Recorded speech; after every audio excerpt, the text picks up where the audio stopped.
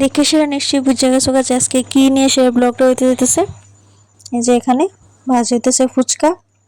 ফুচকা মানে এগুলি পাপড়ের ফুচকা, যেগুলি পাপড় বিক্রি হয়, এই যে ফুচকাগুলি।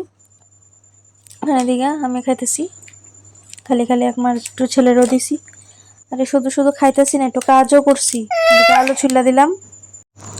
আমরা বাড়িতে আমার ননদ টনদ বেড়াইতে আসছিল, ছোট ননদ।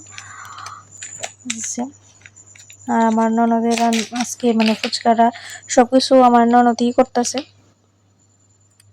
এই যে অনেকে মানে বাচ্চারা খাইবো তো, তার লিগে ঝালটাল কম দিয়েছে। আর এই জলটা দেখে সেটা নিশ্চয়ই আমরা জিবাতে জলাইয়া পড়তেছে, দারুণ হয়েছিল। আর যারা যারা মানে একটু ঝাল খাইবো তারা আমরা নিয়ে নিছি, কারণ বাচ্চারা খাইবো তো।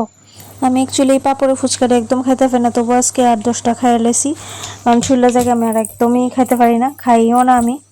আর ওই অরিজিনাল ফুচকাটা হইলে আমি অনেকটাই খাইতে পারি, 100 টাকা করলে 100টাই খাইতে পারো। মানে ফুচকা কথা মনে আইলেই দারুণ লাগে। যাই হোক, দেখা হইতেছে নেক্সট একটা ভিডিওতে। টাটা।